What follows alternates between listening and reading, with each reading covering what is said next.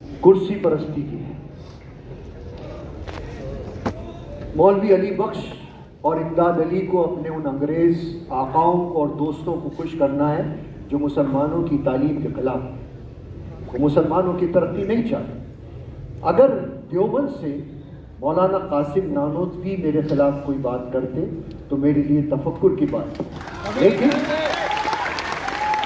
मौलाना ममलुकतुल आला ने तो खुद अंग्रेजी का सीखने के लिए ख्वाहिश जाहिर की है। इससे ज़्यादा मेरी हम नवाई की बात और क्या हो सकती। दरअसल उल्मा अकराम और मौलवी साहिबान उस निज़ाम तालीम के खिलाफ हैं जो बच्चों में इल्हाद और बेदीनी पैदा करती है। एक बात बताइए, ये मौलवी अली बख्श मक्का मुअज़्ज़मा की ज़ियारत के लिए है और आप वहाँ से 8 मुफ्तियों से फतवा लिखवा कर लेकर आए कि सर सैयद के बनाए हुए कॉलेज को तोड़ना हर हिंदुस्तानी मुसलमान का फर्ज है और उस पर वाजिब है। तो क्या उन्हें वाजिब का मतलब नहीं पता होगा कि जिस फेल को बिना शरई उज़्र के छोड़ देना गुनाह होता है, उन्हें पता नहीं होगा। बेशक मौलवी इमदाद अली ने आपके खिलाफ एक नया फतवा जारी किया। इरशाद इरशाद कि आप जो खुशी खुशी आए थे कि लखनऊ की तवाइफों ने आपको चंदा देकर माला माल किया है, उसके खिलाफ है ये नया फतवा कि सर सैयद के बनाए हुए कॉलेज में तालीम हासिल करना नाजायज है। आपको इस फतवे का इल्म है सैयद भाई? जी, और मैंने उसका जवाब भी सोच लिया है। मैं उन तवाइफों की से दी हुई दौलत से बच्चों के लिए हॉस्टल में टॉयलेट्स और बाथरूम बनाऊंगा, क्योंकि इस फतवे में कहीं भी लिखा है कि तवाइफों के पैसे से बनी हुई इमारत में गुस्ल करना और जरूरत से फारिग होना नाजायज है। अल्लाह न खैर कभी कभी चाहता है कि आपके हाथ पर बैत कर लूं, फिर आपको ये बैत बहुत महंगी पड़ेगी भाई मेरी, क्योंकि आपका ये पीर मुर्शद फिर आपसे दोहरे हक से चंदा वसूल करेगा और आप भी हमसे उस तरह कतरा कतरा कर भागेंगे जैसे हमारे दूसरे दोस्त करने लगे।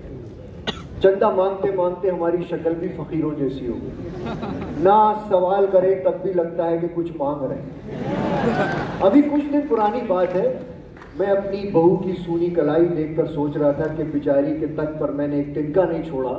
वो मुझे अपनी तरफ इस तरह देखकर कहने लगी, बाबा अब मुझे इस तरह मत देखिए, आपको देने के लिए मेरे पास कुछ नहीं बचा है। मैं अपनी कौम में सैकड़ों खूबियां पाता हूं, उनमें जोश है, वलवला है, लेकिन बिला ज़रूरत उनके अंदर प्लानिंग है, मनसूबाबंदी है, लेकिन दूसरों को तकलीफ पहुंचाती है। अगर ये सारी खूबियां तालीम के जौहर से सज जाएं तो हमारी दुल्हन कितनी खूबसूरत हो जाएगी। माशाअल्लाह, क्या फरमाया आपने। अच्छा सैयद भाई, आप गवर्नर की दावत पर आगरा तशरीफ ले गए लेकिन दावत पर शरीक नहीं हुए, क्यों? भाई मेहदी, वहां पर उन्होंने अंग्रेजों के लिए और हिंदुस्तानियों के लिए अलग अलग इंतजाम किया था, दोनों के लिए अलग अलग खैमे थे।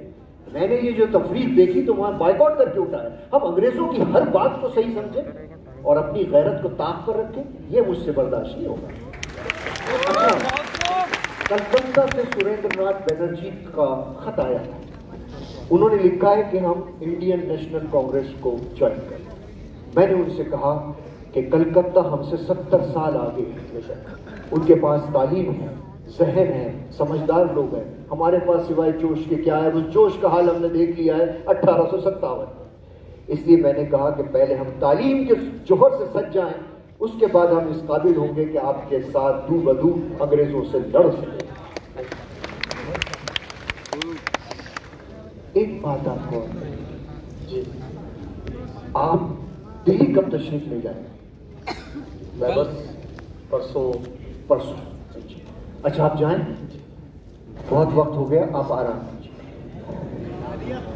अच्छा सैयद भाई, परसों मैंने हैदराबाद के कुछ रौसा की दावत पर जो उनको बुलाया है, तो आप दावत के बाद कॉलेज के क़याम के सिलसिले में अपनी बात और अपना मौक़िफ़ रख दीजिएगा, इंशाअल्लाह कामयाबी मिलेगी आपको। भाई मेरी, अल्लाह आपको जज़ाए खैर दे, लेकिन मैं इन दावतों को फजूल खर्ची समझता हूँ। आपकी बात सर आंखों पर, लेकिन मैं लिख कर दे सकता हूँ कि बिना दावत के कोई नहीं आएगा, और अगर उन्हें भनक लग गई कि सैयद अहमद खान अपनी बात रखने आ रहे हैं तो जो आ रहे होंगे वो भी मेरे घर से कतरा कर गुजरेंगे। अरे उनसे कह देना कि इन बड़े मियाँ ने चूल्हे में पानी डाल दिया, बनने नहीं दिया खाना, आप इनकी बात सुन लें, बाद में हो जाएगा। सैयद भाई मैं ऐसा नहीं कह सकता, मेरी रेपुटेशन पर आँच आ जाएगी। आप बस आ रहे हैं कल। भाई मेरी, आप मेरा उसूल जानते हैं, मैं चंदा मांगने की मुहिम में किसी की दावत कबूल नहीं करता। कैसे जीतूं मैं आपसे? अच्छा कितनी रकम खर्च कर रहे हैं आप इसमें? अब दावत के अखराजात तो मैं पहले से तय नहीं करता हूँ। फिर भी कोई अंदाजा? यही कोई 2000। 2000? जी। आप आधा किलो सोने की कीमत की दावत करेंगे, वो लोग सुबह भूल जाएंगे।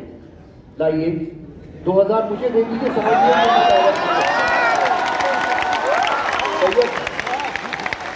अगर आप आएंगे तो 4000 रुपए दूंगा। 4000? जी। वाकई? जी। अरे तो फिर मैं जरूर आऊंगा।